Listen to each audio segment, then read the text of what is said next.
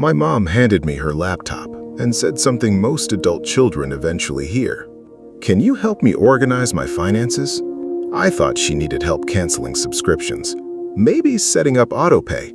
Instead, 20 minutes later, I was staring at a number that made me think someone had been stealing from my mother. $73,200. Gone. And what scared me most wasn't where the money went. It was the fact that when I asked Mom about it, she wouldn't look at me. My name is Gavin Holloway. I'm 41, and my mother, Marianne, was 68 when this happened. She'd lived alone outside Pittsburgh, Pennsylvania since my dad died 4 years earlier. Dad had always handled most of their finances: mortgage, insurance, investments, taxes. Mom wasn't irresponsible. She just never had to manage everything herself. After he died, she learned. Or at least, I thought she had. She lived pretty simply. The house was paid off. She drove a 9-year-old Honda. She clipped grocery coupons even when she didn't need to. And between Social Security, a small pension, and the savings she and Dad had built, I believed she was comfortable. Then one Saturday morning, she called me. She sounded embarrassed. "I keep getting notices," she said. "I think I've made a mess of something." That sentence bothered me. Mom hated asking for help, so that afternoon I drove to her house. Her dining table was covered with envelopes, bank statements, insurance letters, medical bills, a few things marked past due. I asked how long she'd been ignoring them. "I'm not ignoring them," she said. Then, after a pause, "I just don't understand why there isn't enough money anymore." That was the first moment I knew this wasn't about paperwork. We started with her checking account. Nothing dramatic. Utilities, groceries, property taxes, prescription copays. Then I opened the savings account Dad had left behind. I remembered that account. After his estate was settled, Mom had roughly $146,000 there. She'd told me it was the money that made her feel safe. The current balance was $72,843. I stared at it, then checked the date, then refreshed the page. Over half the money was gone. I pulled statements from the previous 2 years. At first, there was no giant withdrawal, no $73,000 transfer, no obvious moment where the account had been emptied.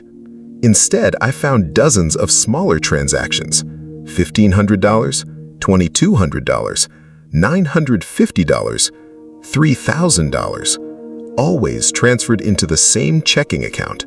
Then, usually within days, the money left again. I asked Mom what she'd been spending it on.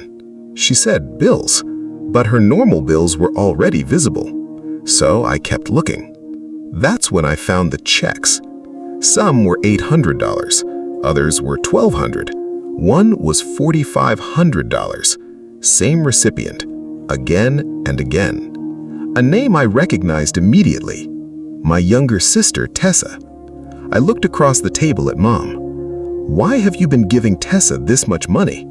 Mom started reorganizing papers that were already organized. That was something she did when she was nervous. She's had a difficult couple of years. "How much have you given her?" Mom didn't answer, so I added the checks, then the transfers, then several payments I initially thought were Mom's. The total connected to Tessa was more than $51,000. But that still left over $22,000 unexplained. I felt sick. Tessa and I weren't especially close, but I couldn't imagine her deliberately draining Mom's retirement savings. Then I noticed something stranger. Every month, there was a payment of $742. Same date, same amount, for nearly 2 years. I clicked the transaction. The description contained 2 words: auto loan. I looked out the window. Mom's 9-year-old Honda was sitting in the driveway, paid off. I turned the laptop toward her. "Mom, whose car are you paying for?" Her face changed, and before she could answer, I noticed the name attached to the loan. It wasn't Mom's. It wasn't Tessa's. It belonged to someone I hadn't heard my mother mention since my dad's funeral. And suddenly, The missing $73,000 looked like the beginning of the story. The name attached to the loan was Richard Vale, my father's younger brother, my uncle. And the last time I'd seen him was 4 years earlier, standing beside my father's casket. I looked at Mom. "Why are you paying Uncle Richard's car loan?" She closed the laptop. That scared me more than any answer could have. Then she said, "Your father asks me to help him." For a second, that almost made sense. Dad had always worried about Richard. He bounced between jobs, started businesses that never lasted, borrowed money from relatives. The dad had also been careful with money. I couldn't imagine him asking Mom to spend her retirement savings indefinitely. So I asked the obvious question. "When did Dad ask you?" Mom stared at the table. "Before he died." "Did he put it in writing?" "No." "Did he tell me, Tessa?"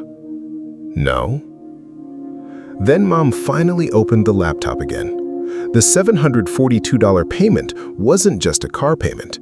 It was one piece of a much bigger pattern. Richard had called Mom about 6 months after Dad died. He told her he was behind on his truck loan and needed help temporarily. Mom made one payment, then another. Eventually, she started paying it every month. 23 payments, more than $17,000. I asked why she hadn't stopped. Her answer was simple. "Because he kept telling me your father would have helped him." That sentence made my stomach turn, not because I knew Richard was lying, because I knew Mom couldn't prove he wasn't. Grief had turned my father's memory into an argument she couldn't win. But there was still a problem. Richard's truck payments explained about $17,000. Tessa's money explained more than $51,000. Together, those numbers were close to what had disappeared. But Mom's account activity still didn't make sense. Some withdrawals didn't match either one. So we kept going. Then I found a $9,600 cashier's check from 8 months earlier, payable to Richard. I turned the screen toward Mom. She whispered, "That was for the business." Of course there was a business. Richard had told her he could start a small home repair company if he bought equipment and covered insurance up front. He promised to repay her within 6 months. He hadn't repaid $1. I called Tessa that evening. I didn't accuse her of anything. I just asked, "Do you know Mom's been giving Richard money?" Silence. Then Tessa said, "What are you talking about?" That's when I realized my sister didn't know. And when I told her about the truck and the $9,600 check, she sounded genuinely shocked. Then she said something that changed the investigation. "Gavin, Mom hasn't given me $51,000. I looked at the statements again.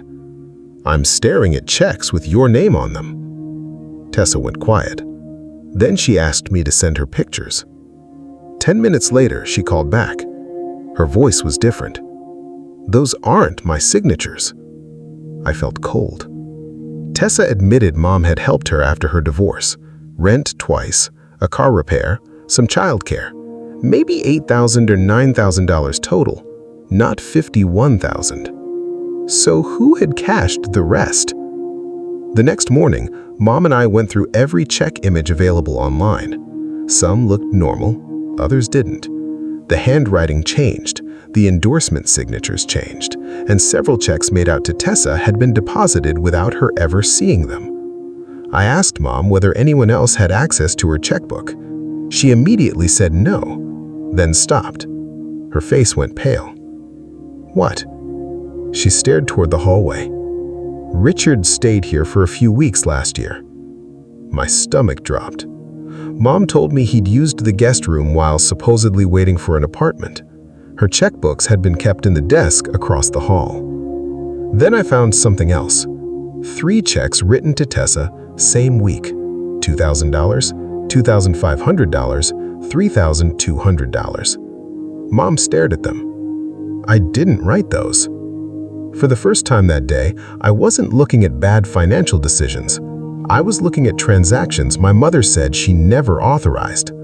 And when I asked whether Richard knew her online banking password, Mom started crying because the answer was yes. But before I could call the bank, she grabbed my arm. "Gavin, there's something else I haven't told you." And somehow, after $73,000 had already disappeared, I knew the next number was going to make this worse. Mom kept her hand on my arm. Then she said, "Richard didn't just know my password." I waited. She looked down at the table. "I gave him access to the account." For a moment, I couldn't speak. Mom explained that when Richard stayed with her, he'd offered to help manage bills. She was still overwhelmed after Dad died. Some days, even opening financial mail made her anxious. Richard knew that. So when he offered to handle a few things online, she trusted him. He was family. He was Dad's brother. And Mom believed helping each other was what Dad would have wanted. But months after Richard moved out, his access never ended. I called the bank, with Mom sitting beside me. We changed her password, removed access where possible, reviewed recent activity, and asked about transactions she didn't recognize. Then we went through the numbers again. Of the more than $51,000 connected to Tessa's name, Mom could identify only about $8,700 as money she'd intentionally given my sister. That left more than $42,000 in transactions we couldn't immediately explain. And Richard had already received over $26,000 that Mom admitted she'd knowingly paid toward his truck and business. Some of the missing money was generosity. Some of it was secrecy. And some of it now appeared potentially unauthorized. That distinction mattered, because I had spent 2 days asking who took Mom's $73,000. But there wasn't one answer. There were several. Mom had been helping Tessa. She'd been supporting Richard. She'd given Richard access to financial information, and then transactions appeared she said she never approved.